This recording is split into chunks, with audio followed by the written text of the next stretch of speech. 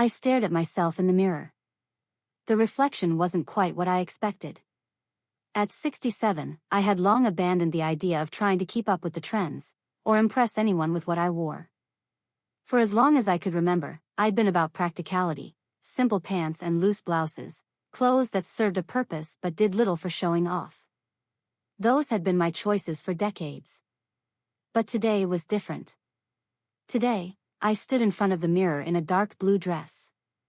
It was modest, simple, but elegant. The fabric clung just right in all the places that mattered. And the brooch, so tiny, so delicate, but expensive. I had no idea what came over me, but for some reason, I had decided I deserved something nice for once. The store assistant, a young woman with a smile so bright it almost felt fake, came over to make a few adjustments. "That dress is beautiful on you, Mrs. Ward," she said, smoothing the fabric at the waist. "The color makes your eyes pop, like they're sparkling." I nodded slowly, unsure how to feel about the compliment. Compliments had become so rare in my life, especially ones I didn't have to force out of people. I wanted to believe it, though. Today, I really did. I stood there, looking at the woman in the mirror, trying to accept that I could look dignified, even beautiful.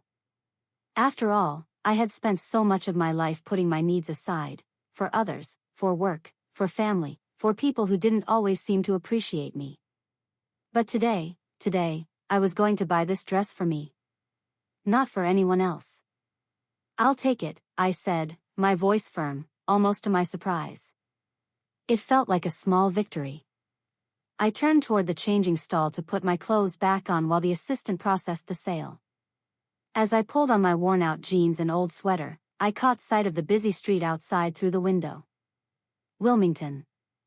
The place I'd spent my entire life. I felt a pang in my chest. How strange it was.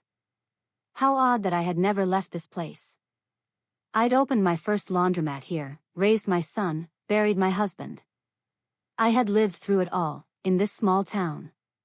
And now, here I was, buying a dress to wear to my only child's wedding, the last big event in my life, the final reason to stay in Wilmington. I paid with my card and walked out of the store, the dress bag hanging in my hand, like an achievement. The weight of it seemed heavier than the fabric. My old Toyota waited for me in the parking lot. I slid into the driver's seat and glanced at my watch, 2 p.m. I still had time before my meeting at the wedding agency at 3 o'clock. I drove to the Pearl Weddings office, located in one of the new business centers on the outskirts of town. The building was sleek and modern, all white walls and bright fluorescent lights. It smelled like fresh paint and new beginnings. Maybe that's what they wanted to evoke. A sweet young girl named Emily greeted me as soon as I stepped inside, her smile almost blinding as she ushered me to the meeting room. "Mrs. Ward, it's so good to see you. We've got everything prepared, just like you asked," she said, setting down several thick folders on the table. "Are you sure you want to keep things private? We could announce your involvement if you prefer." I gave her a smile, though it felt strange on my lips. She didn't know the real story behind my request, nor would I tell her. There was no need. "Yes," I said firmly. "I don't want my son or his fiancée to know that I'm covering most of the expenses. They think the bride's family is taking care of everything." Emily raised an eyebrow. I could see the surprise on her face. This wasn't something she dealt with often, I imagined. Most parents, from what I gathered, were eager to brag about how much they were contributing to the wedding. But that wasn't me. She didn't push it, though. Instead, she set out the paperwork for the venue, the photographer, the floral arrangements, the catering, and the music. She pointed to each item, but I barely heard her. My eyes scanned the price tags, more than $80,000 in total. The numbers felt like they were on a different planet. But I could afford it. After all, Lion was my only son. Despite everything that had happened between us over the years, this wedding meant something to me. I wanted it to be beautiful. "Are you sure about this?" Emily asked, her voice a little unsure as she passed me the pen. "You realize that if you cancel less than a week before the event, we won't be able to refund everything, right? I understand, I said, signing the document without hesitation. But no one is going to cancel this wedding. I don't think I fully realized the irony of those words, in that moment. I should have. As I left the agency, I felt the weight of the day catching up with me. The afternoon sun was still strong, but I felt tired, almost as though I had lived 100 lives in the few hours I had spent running errands. I drove home in silence, the hum of my old car somehow comforting. The life I had lived here, the one I had built from nothing, was all coming to a head. My son's wedding was supposed to be the grand finale of my life in Wilmington. I parked my Toyota outside my small house, noticing the way the trees lining the street seemed to stand a little taller in the afternoon light. The neighborhood hadn't changed at all, just like I hadn't. The same middle-class homes, the same quiet lives. My house was nothing special, one story, with a white picket fence. But it was mine. I'd raised Lion here. He had grown up in that house, played in that yard.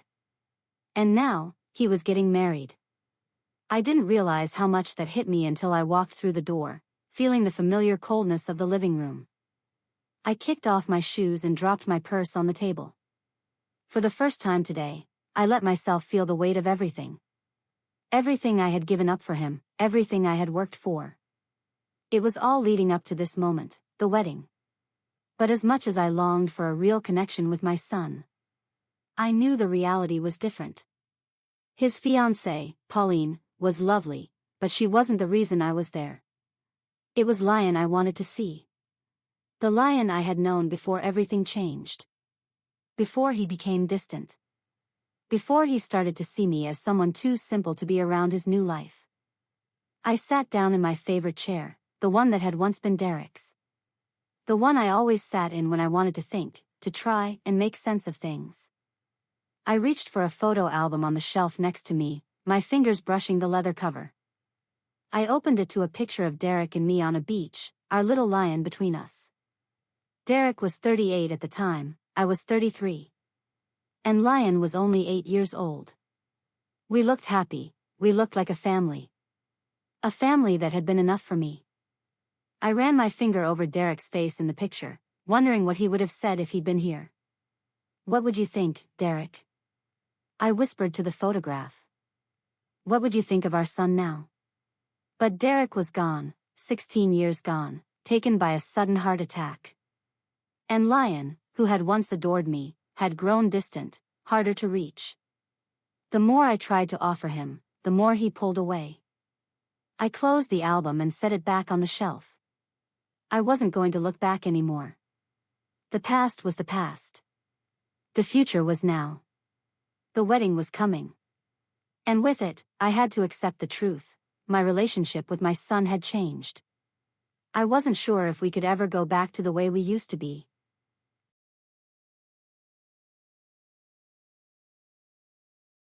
I sighed, pushing those thoughts aside. I had a wedding to attend, and no matter how complicated things had become, I wasn't going to let it overshadow what was supposed to be a joyful occasion.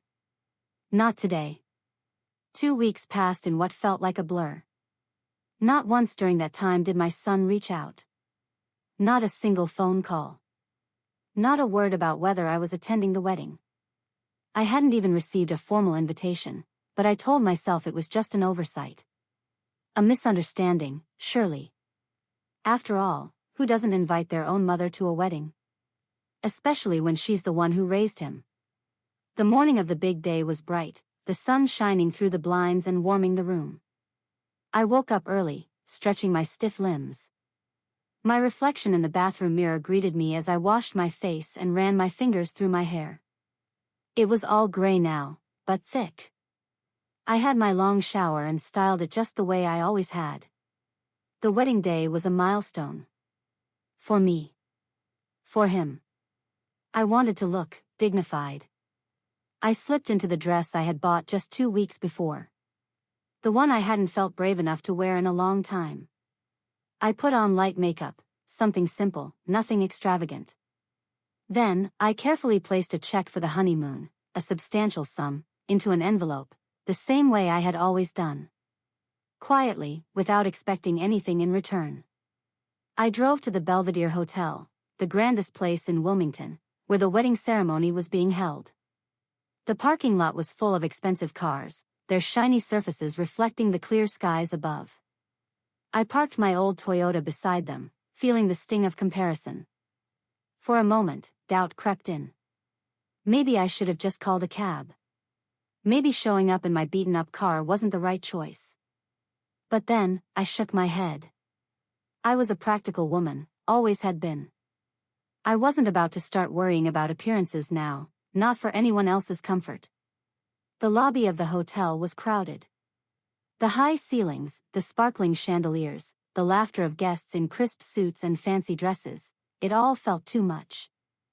I walked through the room, searching for a familiar face, but most of the people there were strangers. Pauline's friends and relatives, no doubt. Over the years, my son hadn't introduced me to most of his circle. Grandmother. I froze. That familiar voice. I turned to see my granddaughter, Allison, coming toward me at a fast pace. Her long, graceful figure cut through the crowd, her eyes shining with recognition. She looked just like her father, with his blue eyes and dark hair, but there was something softer in her expression. Allison was the one person in my life who still kept in touch with me, who wasn't afraid of who I was. "You came," she exclaimed, throwing her arms around me. Her embrace was warm, a real connection, something I hadn't felt in ages. "I was so worried you wouldn't come because of, you know."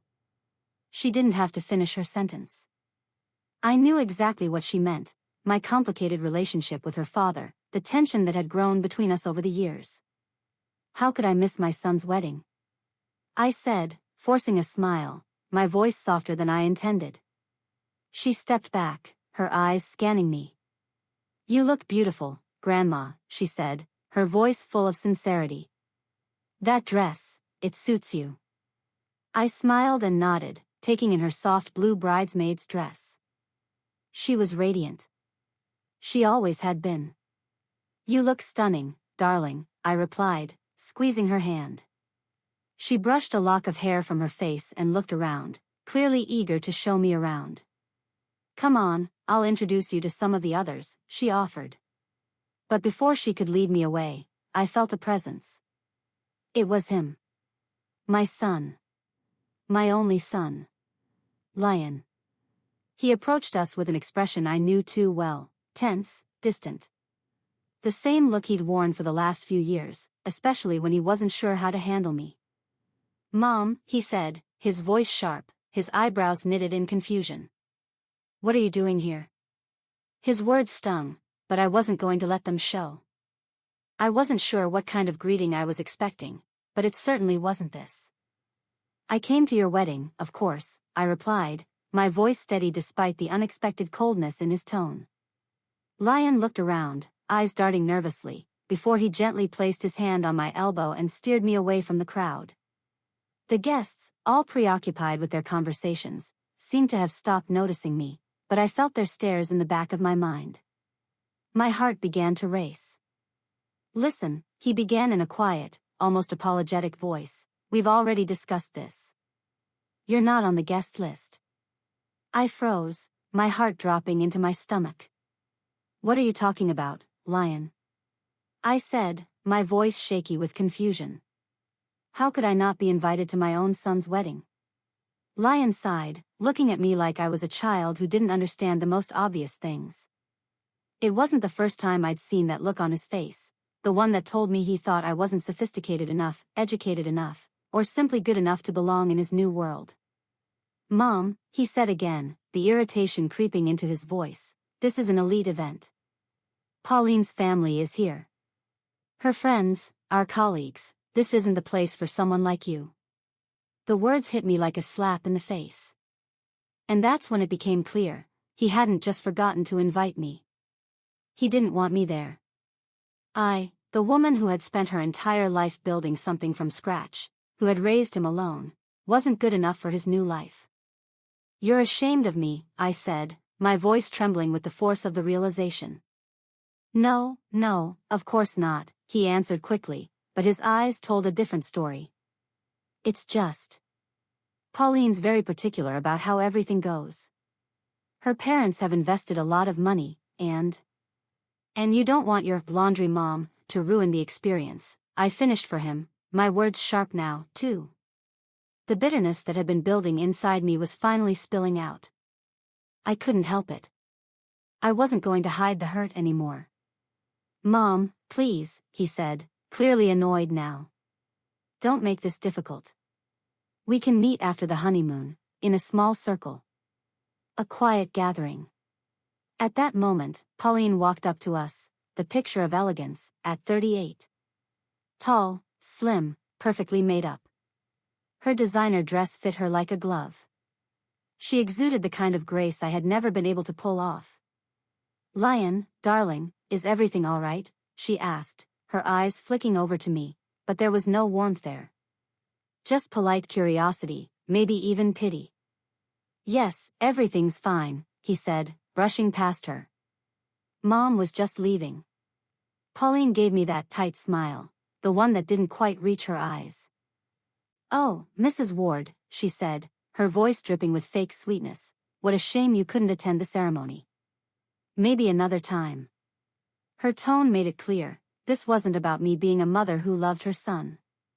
It was about a woman who didn't fit into their world. I felt the sting of rejection, and it was worse than I expected. It was as if I didn't matter at all. I looked at Lion, waiting for him to say something. To defend me. But he just stood there, silent.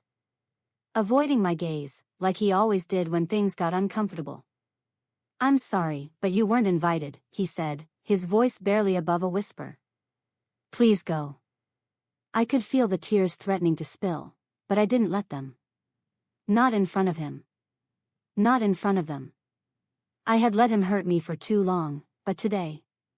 I was done pretending everything was okay. Whatever you say, I nodded, swallowing the lump in my throat. Congratulations to both of you. I turned, but before I could leave, Eloise caught my arm. Grandma, please stay, she said, her voice thick with emotion. She looked at me with tears in her eyes, her hand gripping mine like she could hold the world together if she just tried hard enough. I want you to be here. I gently stroked her cheek. It's okay, honey, I said, my own voice betraying me. Call me tomorrow.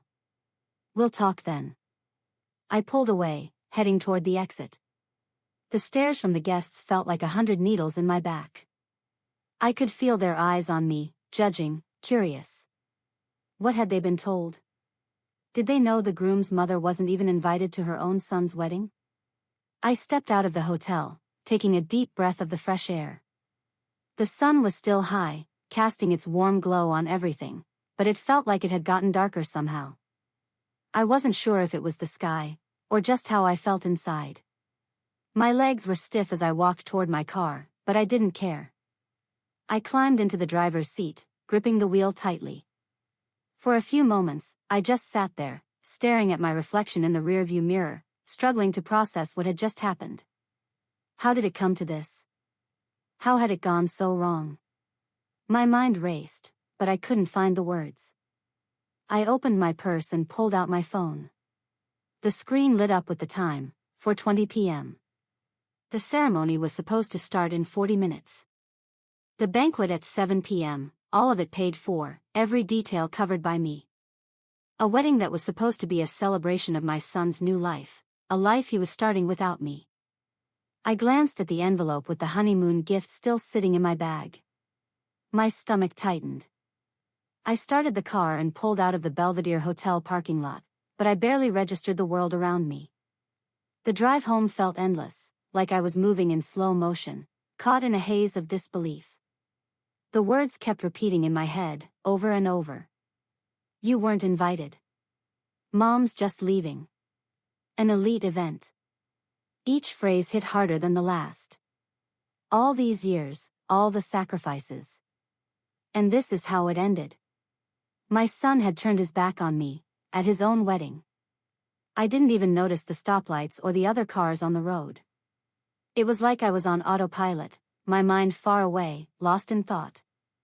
The familiar sights of my neighborhood slowly crept up.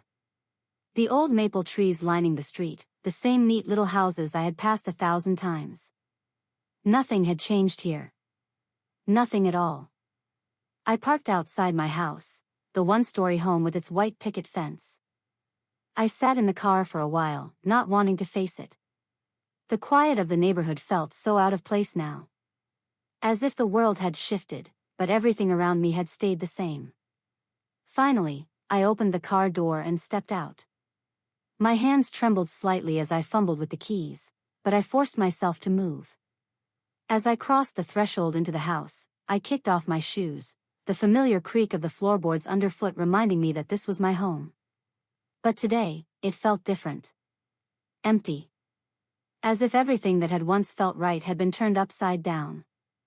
I looked at the photos on the mantelpiece, Lion as a little boy with a missing front tooth, a teenager holding a soccer ball, the proud college graduate in his cap and gown. In every one, he was smiling at me. When did that stop? When did I become the burden? I picked up the photo of Derek and me standing with little Lion on the beach. Derek was 38, I was 33, and Lion was just 8. We looked so happy, so ordinary, a middle-class family on vacation. The weight of the photo hit me hard. We had everything back then. What happened to that? What would you say now, Derek? I whispered to the photo, running my fingers over his face. What would you say to our son? But Derek had been gone for 16 years. A sudden heart attack had taken him when Lion was just 26. I remember that time. Lion still loved me then. He still came by every weekend, still wasn't ashamed of his roots. But over the years, something changed. He grew further and further away. I put the photo back and sank into the old armchair, the one Derek used to sit in. I stared at the empty room, the silence feeling like a weight on my chest. Derek and I had built this life together. Our laundromat on the corner of Maple and 4th. He handled the machines and the deals, and I kept everything running, organizing, handling the finances. When he was gone, it was all on me. But I managed. In the next 10 years, I expanded the business. 7 laundromats across Wilmington. My work kept me going. But nothing, not a single thing, prepared me for how things would change with Lion. I reached into the kitchen drawer, pulling out a stack of old checks. Checks for down payments on apartments, for his wedding to Veronica, Eloise's mother, for legal fees, school fees, credit card payments when he was short. Every time he needed something, I was there. Always there, financially and emotionally. But over time, Lion became more distant. His new friends, his job at the insurance company, his desire to belong to high society, they all pulled him further from me. When I sold the laundromat chain 5 years ago, I thought things might change. He started showing an interest in my life again, calling more, asking about my health. I wasn't naive. I knew it was about the money. He wanted a piece of the pie. But part of me wanted to believe there was something more. Something genuine behind his sudden attention. The sale had netted me $2.3 million. More money than I had ever dreamed of. I bought myself a new car, same old Toyota I had driven to the wedding today. I remodeled the house, put the rest into safe investments. Financial security. When Lion found out about the amount I had received, he immediately presented a business plan. He wanted me to invest in a startup from one of his friends. I said no. It was too risky. He called me old-fashioned. He didn't understand. He couldn't see beyond the money, couldn't see what I had built. We fought. His calls became fewer, his visits shorter. I don't know if he really changed, but I began to realize he had always seen me as a means to an end. When he got engaged to Pauline, I was hopeful. Maybe this new chapter in his life would open the door for us to reconnect. Maybe this wedding would be the turning point. But I was naive. The sound of my phone ringing snapped me out of my thoughts. It was Richard from the bank. He was just doing his usual weekly check-in, making sure everything was okay with my accounts. "Mrs. Ward, good afternoon," Richard's cheerful voice broke through my fog. I'm calling to see if everything is okay with your accounts and investments. I didn't answer at first. I was staring at the clock on the wall, still lost in the whirlwind of the day. 5:15 p.m. The ceremony had already begun, and in an hour and a half, the banquet would start. A lavish event for 120 guests, all of it funded by me. Mrs. Ward, are you there? Richard asked, his voice tinged with concern. Yes, sorry, I managed to say. My voice felt heavy. I have a question, Richard. If I want to cancel the payments that are due tonight, is that possible? Technically, yes, he said. If they haven't been finalized yet, we can still stop them. I opened my email, scanning the list of payments from the wedding agency. The Belvedere Hotel, the catering company, the photographer, the florist. All of it amounted to $80,000. Cancel all of it, I said, feeling the resolve growing inside me. Cancel everything. Richard paused. I could hear the surprise in his silence. These are quite large sums, Mrs. Ward. May I ask why? I took a deep breath. There have been unforeseen circumstances. I want to cancel all payments immediately. I understand, Richard said, his voice calm but measured, but I need to warn you that there could be penalties for canceling. I didn't hesitate. I'm prepared for any penalties, I interrupted, my words firm. Do whatever you need to do. There was a brief silence, and I could hear the sound of keys clacking as Richard typed away. Okay, I see the payments in the system, he continued. Most of them are scheduled for tomorrow, so we've got some time to stop them. However, some may already be partially authorized. I'll reach out to the back office right away. Thank you, Richard. I felt a strange weight lift off my chest, a tension I didn't realize had been building inside me for years. For the first time in what felt like forever, I had acted decisively. I wasn't just going to sit back and let him control everything anymore. I wasn't going to let my son's behavior keep me in line. One last thing nagged at me. I've been thinking, I said, my voice quieter now, but still resolute. If I cancel the payments, the money stays in my account. But what do I do with it? It was meant for Lion's new life, the one where I don't fit anymore. I want to open a trust account for my granddaughter, Emily Ward. Transfer the funds there. Richard's tone softened, and there was a hint of understanding in his voice. Of course, Mrs. Ward. We can start the process today. It will take some paperwork, but we can take care of that. We discussed the details for a moment, and Richard assured me he'd follow up as soon as the payments were stopped. Once the call ended, I sat there for a while, trying to process everything. I had just made a move I never thought I'd have the courage to make, but strangely, I felt relieved, almost free. For once, I wasn't allowing Lion's actions to manipulate me. Not anymore. The phone rang again. This time, it was Emily's name flashing on the screen. I took a deep breath, bracing myself for what was to come.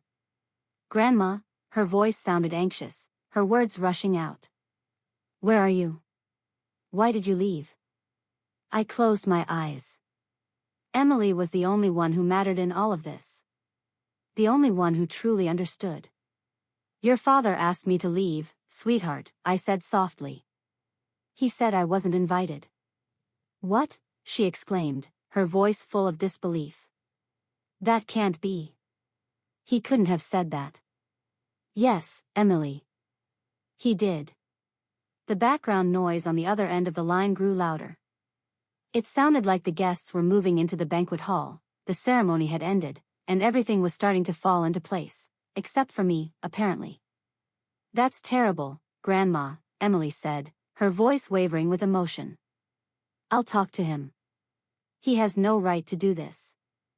I'll make him apologize. I felt a knot tighten in my chest. No, darling, I interrupted, trying to steady my voice. Don't do that. Don't ruin your evening over me. Have fun. Dance.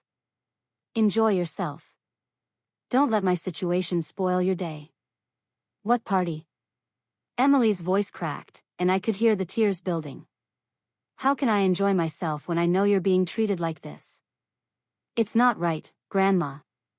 I sighed, feeling that familiar ache in my chest. Life's not always fair, sweetie, I said softly. There's a lot of unfairness. It's not the first time, and it won't be the last. But before I could say more, Emily's tone changed, her voice dropping to a near whisper. Grandma, something's happening here. The hotel manager is arguing with Dad and Pauline. They're really upset. I stayed silent, the weight of her words settling deep within me. I could feel the tension rising on the other end of the line, and I knew things were unraveling, just like I had imagined. I didn't answer right away. The air felt thick, almost suffocating with the tension. Even though we were miles apart, I could still feel Eloise's unease creeping through the phone. Her words lingered, hanging in the air, and I knew the situation was unfolding far worse than I had imagined. Grandma, she asked after the silence dragged on. Are you still there? Yes, sweetheart. I'm here, I said, my voice softer now. I didn't know what to say. The chaos of the hotel, the anger, the confusion, the noise that was now a constant background in my head, had started to shift from just my problem to something much bigger. But I didn't want Eloise to feel the weight of it. She shouldn't have to. I don't want you to worry about this, I continued. Just focus on enjoying yourself. Your father has to deal with the consequences of his choices, but you don't need to carry that burden. Grandma, I'm scared, Eloise's voice cracked. Everyone's upset. Papa's furious. He's yelling at the manager. Pauline's crying. This whole thing is falling apart. I know, darling, I replied, my words carrying the same weight they always had. But sometimes, that's how lessons are learned. You can't protect people from their own choices. I could hear the chaos intensifying on her side of the line. The noise in the background seemed to swell with each passing second, and I could feel Eloise's voice trembling with the strain of it all. I'm sorry, Grandma, Eloise said, her voice breaking into a sob. This is too much. It's embarrassing. For everyone. I understand, dear, I said, my own heart heavy. But remember, I didn't do this out of spite. I did it because for the first time in a long time, I'm respecting myself. I know, Eloise sniffed. I understand why you did it. I never thought it would come to this. This disaster. We fell silent for a moment. I could feel the weight of her words, of what had happened, and the depth of everything that had unraveled. But at least Eloise understood. She always had a way of seeing things more clearly than I could. Grandma, she continued, her voice now resigned, there's more going on here. The hotel manager is demanding everyone leave unless the bill is paid. Papa's parents are furious. I heard the muffled sounds of shouting on the other end, the tension in the air almost palpable. The guests must have been watching this unfold, confused, unsure of what was going on. My son had managed to turn his wedding day into a disaster, my son, the one I'd raised. Tell him, Grandma, Eloise urged, her voice firm now, as if she had made a decision. Tell him you won't let him push you out like this. You have to make him see what he's done. He needs to feel the weight of his actions, the way he treated you. It's not about making him feel anything anymore, Eloise, I said, a quiet finality in my voice. He's made his choice. I've made mine. There's no going back from this. I just wish he'd see me for who I really am, not for what he thought I was. But it's too late for that now. But it's not too late for me, right? Eloise asked, her voice faltering as she tried to regain her composure. Of course not, I said, my voice softening. You've always been special to me. None of this changes that. The sound of the doorbell ringing interrupted our conversation. I looked up at the clock. It was still early, just past 7 a.m. Who could be at the door this early? I turned the phone to my shoulder, still holding the receiver, and walked toward the door. My heart started to race, a sense of unease creeping up my spine. As I reached the doorknob, I heard it, his voice. Faint, but unmistakable, muffled through the door. "Mom," he called out, his voice tinged with anger. "Open up right now. I know you're home." I slowly turned the doorknob, my hand trembling. The anticipation of what was coming gripped me tightly. When I opened the door, there he was, my son, standing in front of me. His face looked worse than I had ever seen it. His suit was wrinkled, his hair unkempt, and his eyes were bloodshot. He looked like someone who hadn't slept in days. He pushed his way inside before I could even say anything. "You ruined my life," he shouted, jabbing his finger toward me, his voice thick with rage. I closed the door quietly, feeling the weight of his words as I did. But I wasn't afraid. The guilt I used to feel, the desperate urge to fix everything, had started to fade long ago. I wasn't that woman anymore. "Good morning, Lion," I said evenly, meeting his gaze. "You're early." "Don't you dare," he almost screamed. "Don't you dare stand there and pretend like nothing happened." I walked past him toward the kitchen. I needed a coffee. This conversation was going to take time, and I needed to be calm.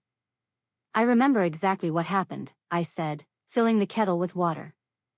"You asked me to leave your wedding, and I canceled the payments I was making for your celebration. You planned this whole thing, Lion. You secretly paid for everything just so you could get back at me. You knew I didn't want to be there." Lion followed me around the kitchen, growing more agitated with every passing moment. "No, Lion," I continued, not backing down. "When I arranged with the agency 2 months ago, I had no idea you wouldn't invite me. What kind of mother would assume something like that?" He went silent for a moment, but the anger in his eyes remained. "You should have told me you were paying," he said, his voice dripping with accusation. "It's manipulative to go behind my back. Would you have accepted my money if I'd offered it directly?" I asked, my voice steady. Lion turned his head away, refusing to meet my gaze. "That's a different question. The point is, you ruined my wedding. You humiliated me in front of everyone, in front of Pauline's parents." I calmly took the kettle off the stove as it started whistling. "Do you want some coffee?"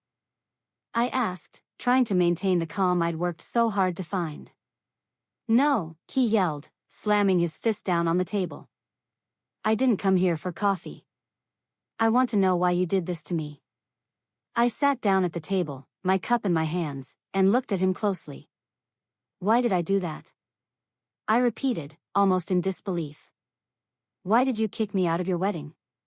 Why didn't you invite me?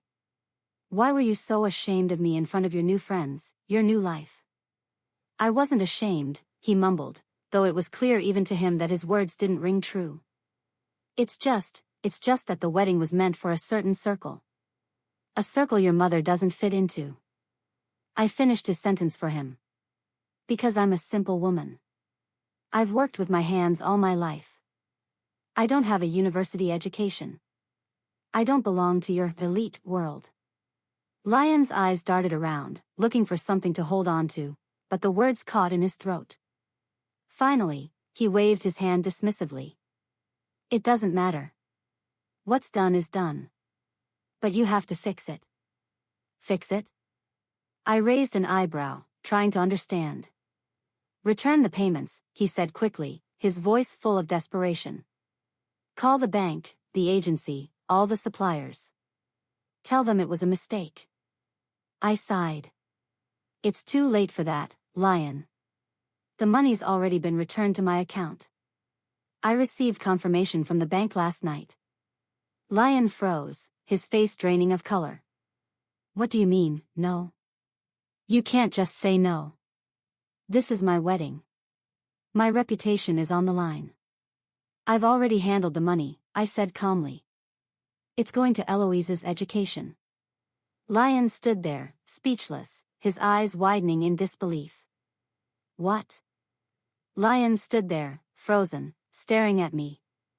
His face shifted from disbelief to something darker, anger, confusion, and then, slowly, the dawning realization.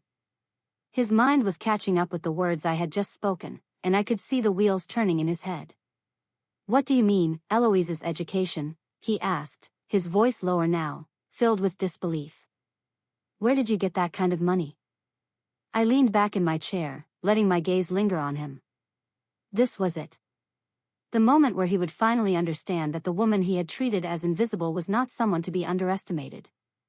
I sold the business 5 years ago, I said slowly, my voice calm but firm. For $2.3 million. I invested most of it, but I've been living off the interest. I can afford to pay for my son's wedding. And the honeymoon. All of it, paid for by me. I watched him. His face registered shock, then something else, respect, maybe? Regret? It was hard to tell. For the first time in a long while, he wasn't looking at me like I was just an old woman. He was seeing me for who I really was, for the first time in years. Why didn't you tell me, he said, his voice almost pleading now. Why did you hide the fact that you had money? I wasn't hiding it, I replied. You never asked. You were only interested in what you could get from me. I let the words sink in, watching him shift uncomfortably. The man who had once dismissed me as too simple, too beneath him, was now realizing I was much more than he had ever allowed himself to see. He rubbed the back of his neck, clearly struggling to process the information. It was a promising project, he mumbled, almost to himself. We could have tripled our investment, or we could have lost it all. I chose more reliable options, I replied calmly, and as you can see, I didn't fail. His anger began to fade, replaced by something that looked like a recalibration. For the first time, he seemed to be seeing me not just as his mother, but as an independent person, a successful woman who had built her own life. And that, I could see, unsettled him. Lion's face hardened, but then he softened, the mask of calculation slipping into something more vulnerable. Mom, he said, his voice gentler now. I understand you were upset, and you had every right to be. I was wrong not to invite you. It was a mistake. I stayed silent, watching him. This apology wasn't an apology, not really. It was just another setup, a lead into the request I knew was coming. But you don't want this whole thing to turn into a scandal, do you? He continued, his voice shifting, almost pleading now. Think of Pauline. It's not her fault. And her parents, they can help me, and you, later. Help me? I asked, my voice edged with sarcasm. How would they help an old woman like me? Lion didn't catch the irony. He was too deep in his own mess to see the hole he had dug for himself. Jeffrey has connections everywhere, he said, his tone almost casual now. If you need a good doctor, a place in the best nursing home. The words stopped short as he realized what he had just said. His face flushed with embarrassment, but he quickly tried to recover. Nursing home? Really, Lion? I raised an eyebrow, the bitter laugh escaping my lips. I'm 67. I'm in good health. I've got enough capital to live comfortably for the rest of my life. Why on earth would I need a nursing home? He faltered, but regrouped quickly. It was just an example. The point is, we'd all be better off if you fixed this. Return the payments, and we can redo the wedding dinner. You can come, be there with us. I'll personally invite you and put you in the place of honor. I set my empty cup down with deliberate slowness, shaking my head. No, Lion. The money isn't coming back for the wedding. His face twisted in frustration. What do you mean, no? You can't just say no. This is my wedding. My reputation's at stake here. I've already handled the money, I said, my tone steady, unshaken. It will go to Eloise's education. Lion froze. His expression twisted, a mix of disbelief and anger. What? I repeated myself, watching as the full impact of my words landed on him. The reality was sinking in, and I could see the shift in his eyes. This wasn't just about the wedding anymore. This was about a mother who had finally stood up for herself, and he wasn't sure how to handle it. I opened a trust fund for Eloise last night, I said. $80,000 will go toward her education, college, graduate school, maybe even a doctorate. She's 22, and she's got her whole life ahead of her. Lion's face contorted with fury. You can't do that, he yelled. That money was meant for my wedding. It was for your happiness. I corrected you, I said calmly, no emotion in my voice. It was for your happiness. But you made it very clear that my happiness wasn't part of that. So I found a better use for it. Lion shot up from his seat, his fists clenched, his face red with rage. You're doing this out of spite. Out of revenge. You want to ruin my life. I stood up too, matching his intensity with my calm. No, Lion, I said quietly, meeting his gaze. I'm doing this because, for the first time in years, I've decided to respect myself. For years, I let you neglect me. I let you be ashamed of me. I let you take advantage of my love and my money, with no gratitude. I let you use me, hoping that one day, you would see me as more than a wallet. But you crossed the line yesterday. Kicking your own mother out of your wedding isn't just disrespectful. It's cruel. And I won't stand for it anymore.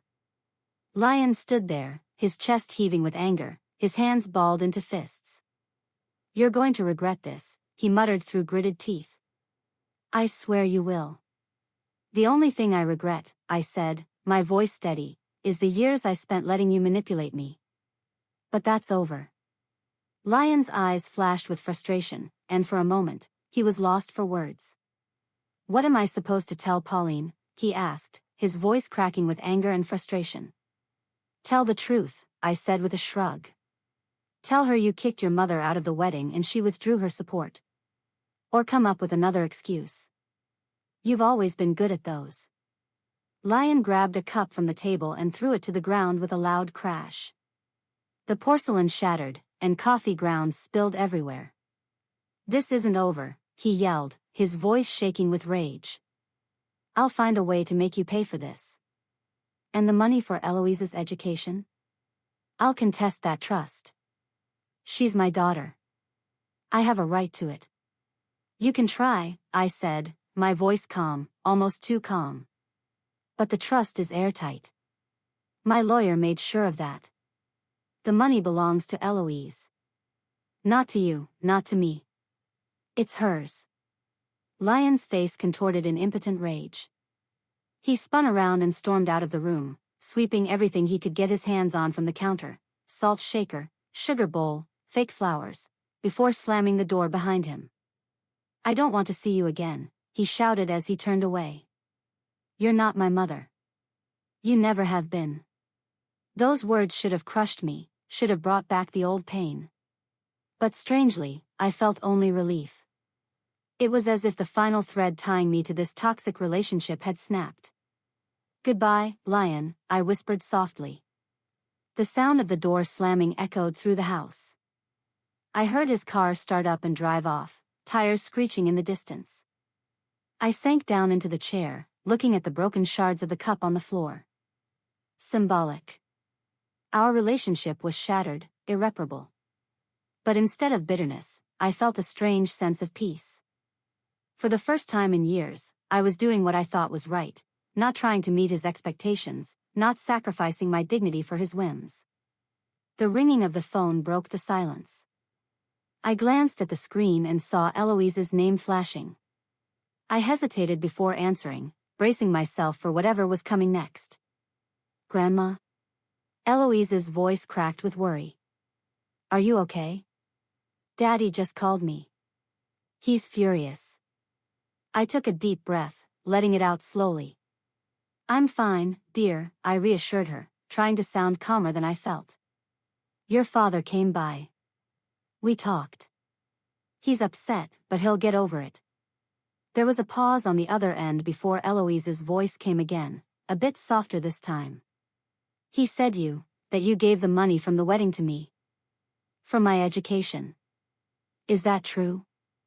I smiled to myself, feeling a warmth spread through me. A sense of peace that I hadn't felt in years. Yes, it's true, I said quietly. I've set up a trust fund in your name. The money will be there for your tuition, college, grad school, whatever you need. But Grandma, Eloise's voice wavered, shocked. That's a huge amount of money. I can't. You can, I interrupted her gently. And it's the best investment I could ever make. You're smart, you've got so much potential. Use that money for your education, for a career, for independence. I don't know what to say, Eloise said, her voice trembling. Thank you. Thank you so much. I could hear her holding back tears. I knew she didn't fully understand what this meant for me, for her, but she knew enough to feel the depth of the gesture. But Grandma, I'm scared, she said, her voice thick. Daddy's going to stop talking to you. He'll never forgive you. It's his choice, I sighed, though the weight of the truth was heavy. I'll always be here if he truly wants to reconcile.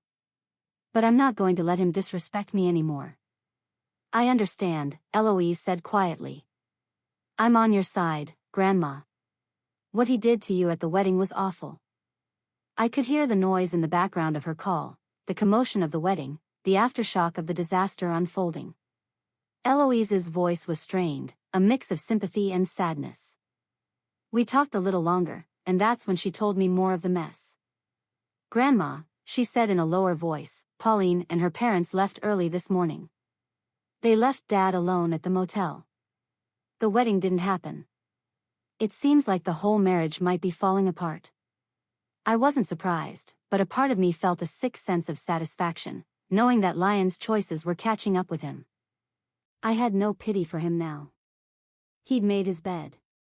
After the call ended, I spent the rest of the evening cleaning up the mess Lion had left in his wake. The shattered cup on the floor, a symbol of everything that had fallen apart between us.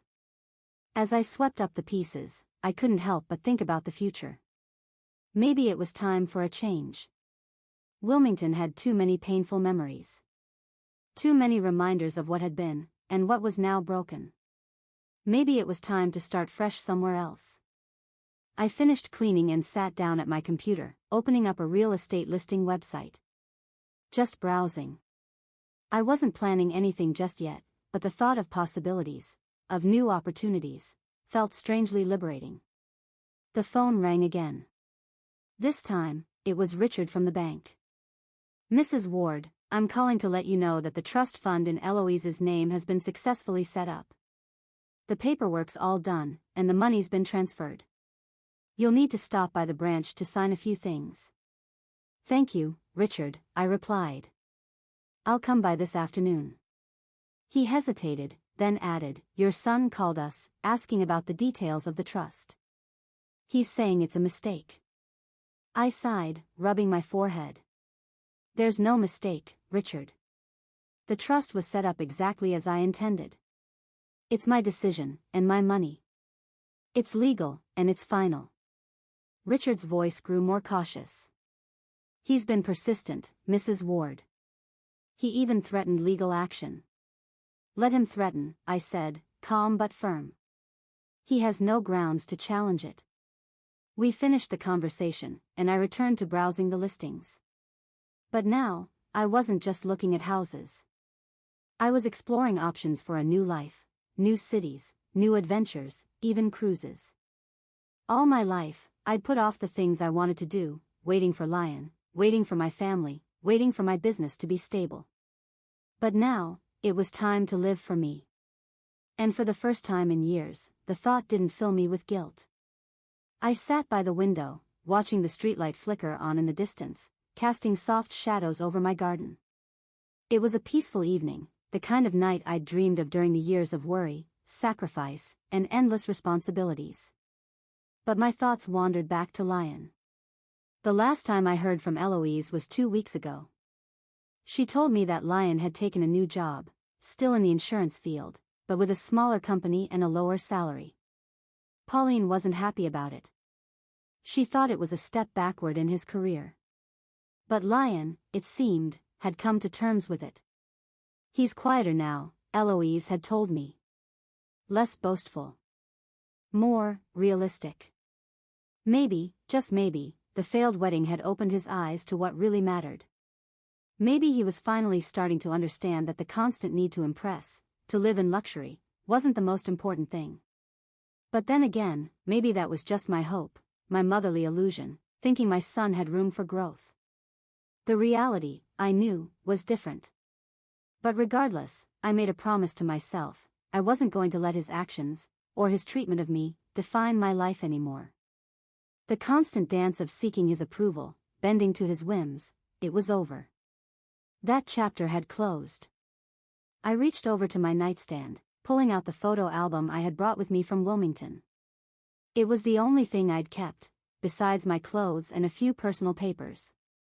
I flipped through the pages, my fingers brushing over familiar faces and moments frozen in time. One photo in particular stopped me, Derek, me, and a young lion on the beach, sun shining, smiles wide, carefree. I whispered to the photo, "I hope you'd approve, Derek. I hope you'd say I deserve this new life." The weight of that moment, of the quiet grief mixed with a new sense of freedom, settled in me. Derek had been gone for 16 years, but I could still feel his presence in the quiet spaces of my heart. I closed the album and returned it to its place on the shelf.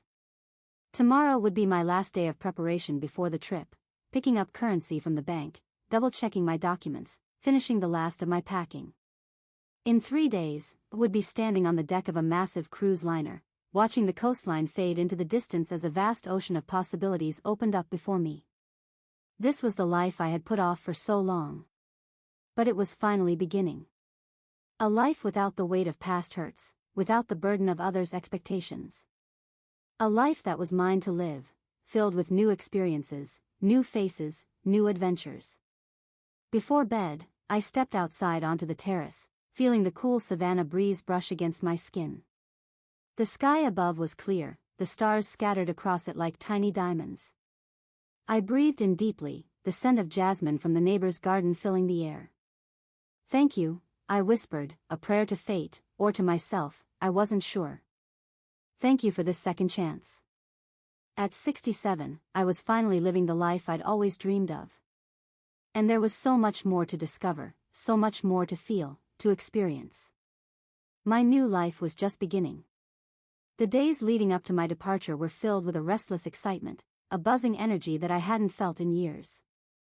I double-checked everything for the cruise, my documents, my suitcase, packed with summer clothes, sunscreen, and a stack of books I'd been meaning to read for what seemed like forever.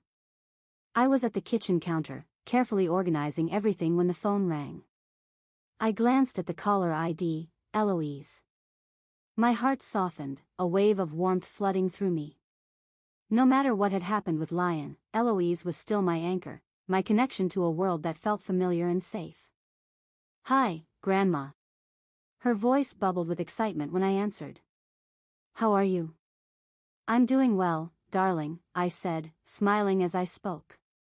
"Getting ready for the cruise. Can't believe it's finally happening."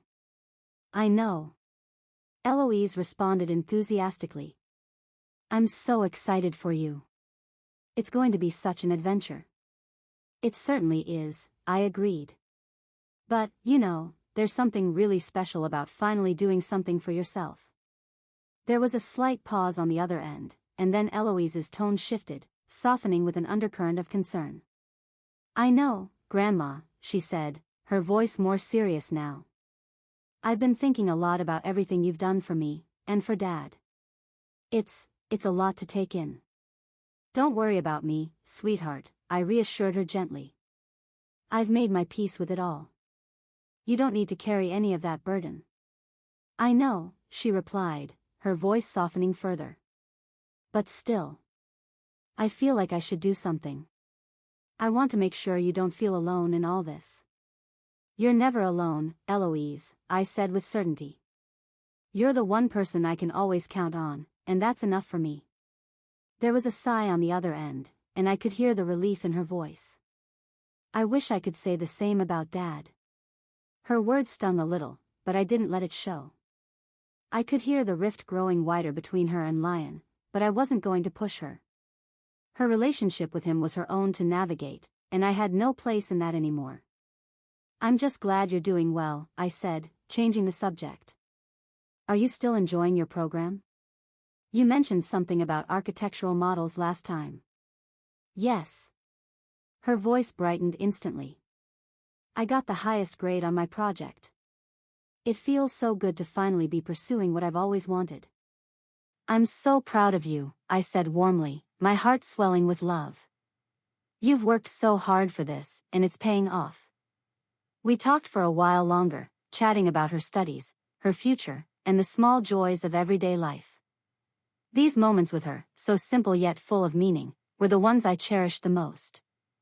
After hanging up, I turned my attention back to the packing, but my thoughts kept drifting to the cruise. I'd spent so many years putting my dreams on hold, giving everything I had to others. But now, at 67, I was finally taking the plunge into a new chapter. There was something freeing about that, a liberation I had longed for but never fully embraced until now. The next morning, as I prepared to leave for the airport, the phone rang again. It was Richard from the bank. Mrs. Ward, Richard's voice was as professional as always, but there was a hint of concern in it. I'm calling to let you know that the trust fund in Eloise's name has been fully executed. However, we've encountered some difficulties. What kind of difficulties?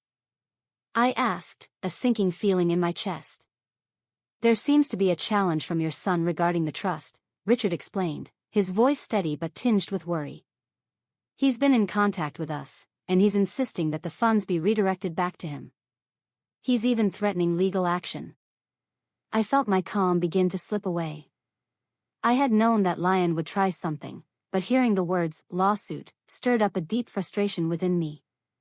Tell them whatever they need to hear, Richard, I said, my voice unwavering. The trust is legally sound. Eloise's future is secure. There's nothing Lion can do to change that. I understand, Mrs. Ward, Richard replied. We've reviewed the situation, and we're confident his claims are without merit. But I wanted you to be aware of the escalation. I appreciate that, I said, trying to keep my emotions in check. But this is my decision. I've spent too many years allowing myself to be manipulated. I'm not going back. The call ended shortly after, and I was left with a quiet, resolute sense of determination. Lion had spent so many years trying to control me, but I wasn't afraid anymore. His attempts to manipulate me were no longer a part of my life. This was my decision, my future, and I wasn't backing down. The remainder of my trip passed without incident, and I felt a deep sense of calm settle over me. There would no doubt be more challenges ahead, but I had learned to face them with strength and grace. For the first time in a long time, I wasn't afraid of what came next. When I returned home, I dove into preparing for my next chapter. I was ready to leave the past behind. The house in Wilmington had sold quickly, and I was in the process of purchasing a small, cozy home in Savannah. The neighborhood was peaceful and full of potential. It felt like the perfect place to start over. As I unpacked my belongings and settled into my new space, I marveled at how much had changed in such a short time. The woman who had once been weighed down by guilt, obligation, and self-doubt was now living a life that was entirely hers, full of freedom, possibility, and the pursuit of happiness. I had taken control of my future, and for the first time in decades, I felt truly alive. Eloise continued to thrive, and though I hadn't heard from Lion in weeks, I no longer worried about what he thought of me. My life was mine to live, and that was enough. One evening, as I sat on my new porch, watching the sun set over the horizon, a deep sense of contentment washed over me. My past was behind me, and the future stretched out before me, wide, open, and full of promise. This was my time. The days leading up to my departure were a whirlwind of anticipation, tinged with excitement. I checked everything again and again, documents in order, suitcase packed with summer clothes, sunscreen, and a stack of books I had meant to read for years. The idea of starting over felt both exhilarating and overwhelming, but I was ready. I was doing this for me. I was standing at the kitchen counter, organizing the last few items for my trip when the phone rang. I looked at the caller ID. Eloise. A familiar warmth spread through me. Despite everything with Lion, Eloise was still my anchor, the person who had been a constant in my life. Hi, Grandma. Eloise's voice came through cheerfully when I picked up. "How are you?" "I'm doing great, darling," I said, my smile audible. "Getting everything ready for the cruise. It still doesn't feel real." "I know," Eloise replied, her excitement palpable. "I'm so happy for you. This is going to be such an adventure." "It certainly is," I said. "But you know, there's something special about finally doing something for yourself." There was a pause, and I could feel her hesitation. Her tone shifted, becoming softer, more reflective.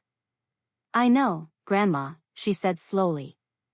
"I've been thinking a lot about everything you've done, for me and for Dad. It's a lot to take in." "Don't worry about me, sweetheart," I reassured her gently. "I've made my peace with it all. You don't need to carry my burdens." Her voice softened even more. "I know, but still. I feel like I need to do something.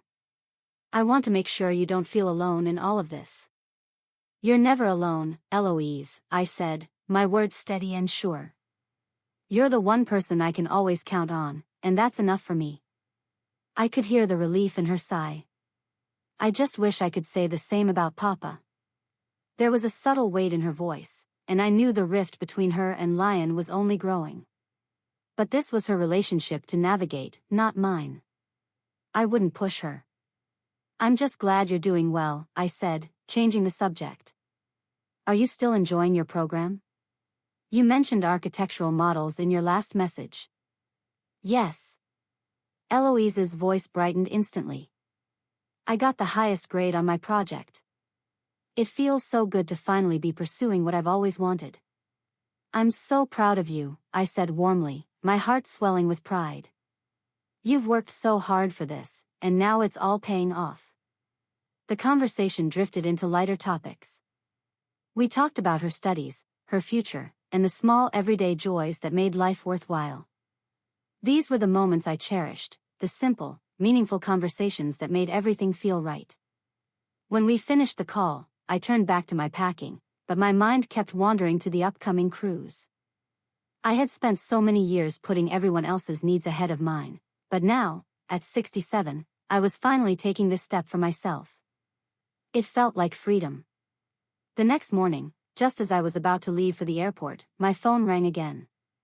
It was Richard from the bank. "Mrs. Ward," Richard said, his tone professional but with a note of concern. "I wanted to update you about the trust." My heart sank, but I stayed calm.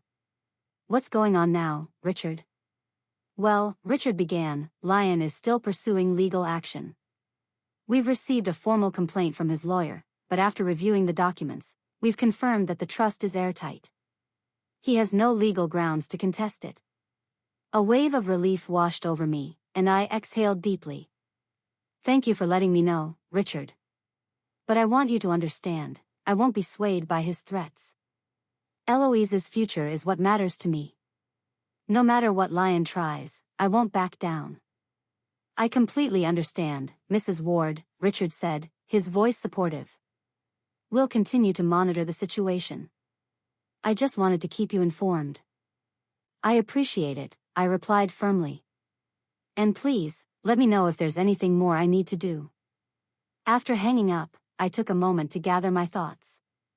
For the first time in years, I didn't feel like I was being pulled into someone else's drama. I was living my life for myself, and it felt liberating. With a clear mind, I grabbed my suitcase and headed for the door. It was time to leave Wilmington behind, emotionally as much as physically. I was stepping into a new phase of life, one where I could make my own choices, follow my dreams, and live without the weight of guilt and obligation that had defined my past. As I stepped outside, the cool morning air filled my lungs. It felt like a new beginning. For the first time in a long time, I was at peace. The next few days drifted by in a peaceful haze of relaxation and quiet reflection. My mornings were spent by the beach, letting the warm sun soak into my skin, while my afternoons were filled with exploration, small shops, colorful markets, and the vibrant culture of the Caribbean. Every evening, I treated myself to dinner at cozy seaside restaurants, tasting local delicacies and embracing every moment of freedom I had worked so hard to earn. I had never felt so unburdened, so at ease. One evening, while sipping wine on the terrace of a small cafe, I received a message from Eloise. "Grandma, I know you're busy enjoying your trip, but I just wanted to let you know that I got an offer for an internship at a prestigious architecture firm. It's all thanks to the trust you set up for me. I can't thank you enough for giving me this opportunity." A lump formed in my throat as I read her words. Tears pricked at my eyes, but I held them back. My heart swelled with pride, my spirit lifting.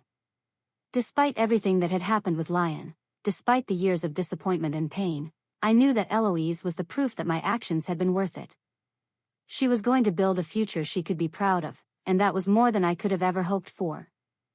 I quickly typed my reply. "That's amazing, Eloise.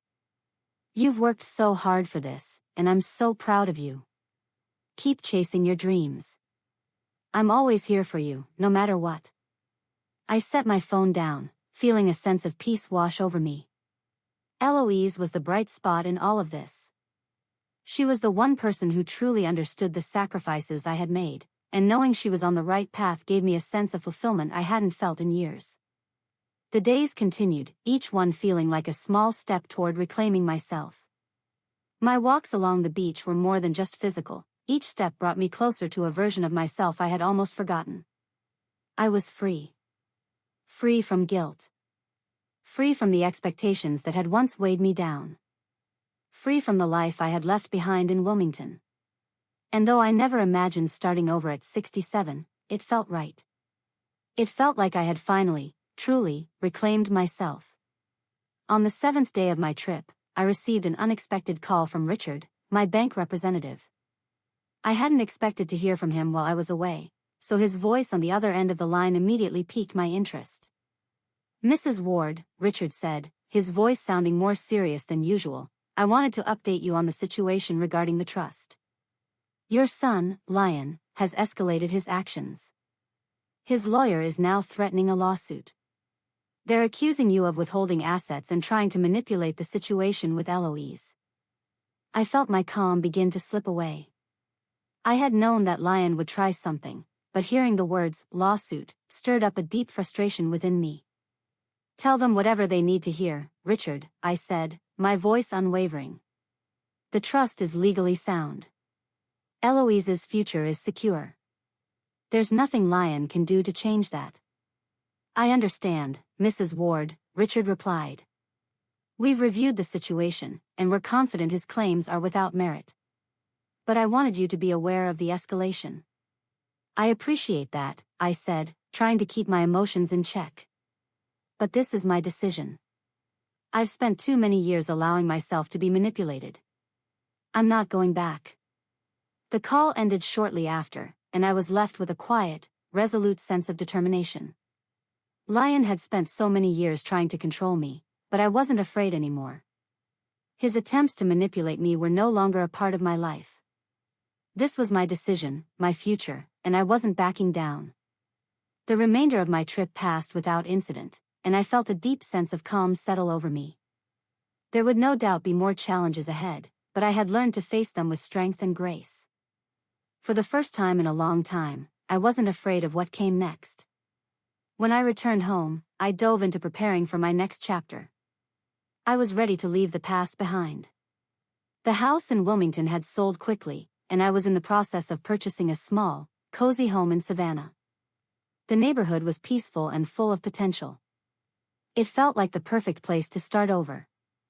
As I unpacked my belongings and settled into my new space, I marveled at how much had changed in such a short time.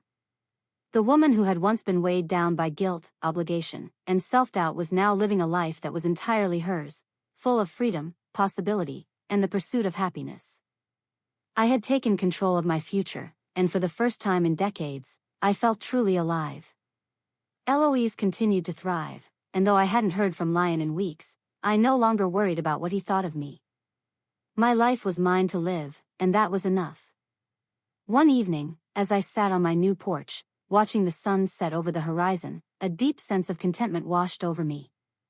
My past was behind me, and the future stretched out before me, wide, open, and full of promise. This was my time. I looked up at the sky, the stars beginning to twinkle softly. The gentle breeze carried the scent of blooming jasmine, and I felt an unfamiliar lightness in my chest, as if the weight of years had finally lifted. I whispered a quiet thank you to the universe, or perhaps to myself, for the courage to start anew. In the days that followed, I threw myself into painting classes, exploring the vibrant art community of Savannah. Each brushstroke became a small act of healing, a reclaiming of my voice. I met new friends, people who saw me for who I was now, not who I had been. Marta, a spirited woman with a contagious laugh, became a constant companion. She encouraged me to embrace this new chapter fully, reminding me that life's possibilities didn't end with age. We planned weekend trips, gallery visits, and long walks along the riverfront, where the golden light danced on the water's surface.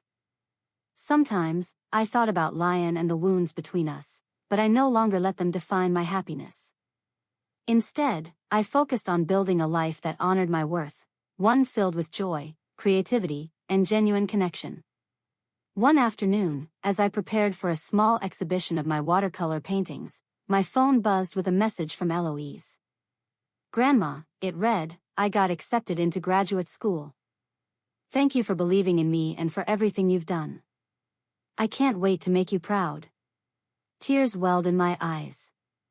For the first time in a long time, I felt a profound sense of hope.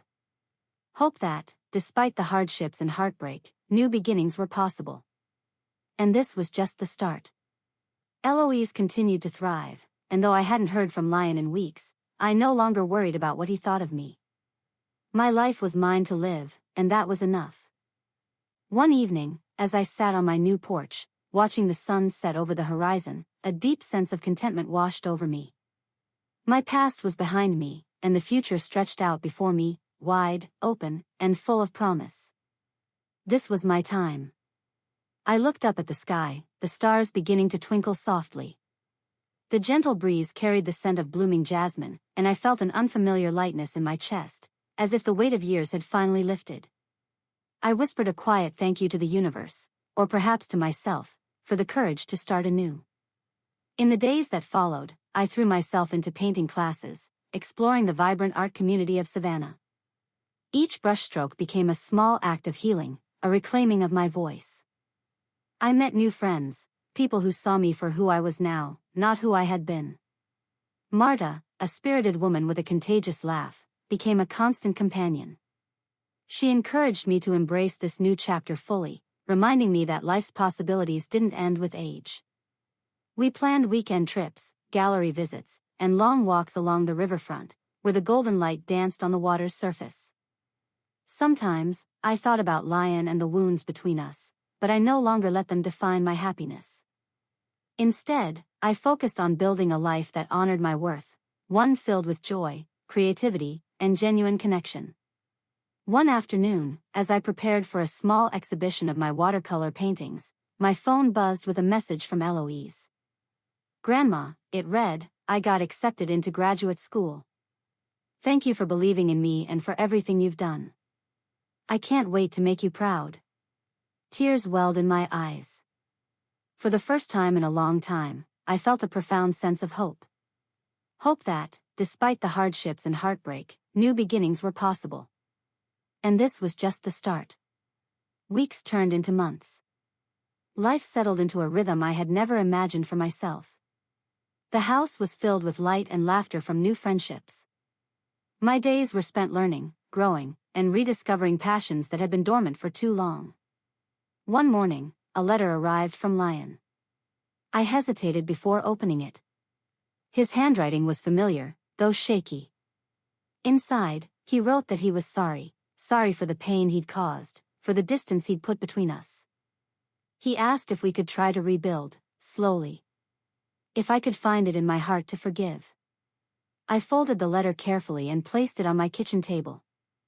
I didn't know if I was ready to respond. But I also knew I wasn't the same woman who had stayed silent for so long. I was stronger now. Wiser. And more determined than ever to live life on my terms. I took a deep breath and made a quiet promise to myself. To keep moving forward, no matter what. To embrace the future with open arms. Because this was my time. And I wasn't going to waste it. I took a deep breath and made a quiet promise to myself. To keep moving forward, no matter what. To embrace the future with open arms. Because this was my time. And I wasn't going to waste it. The days ahead felt filled with possibilities. No longer weighed down by the past. I was free, truly free, for the first time in decades. I would paint, explore, travel, and love in new ways. I would be the woman I always hoped to become. No matter what challenges came next, I was ready. This was my time. And I was finally living it.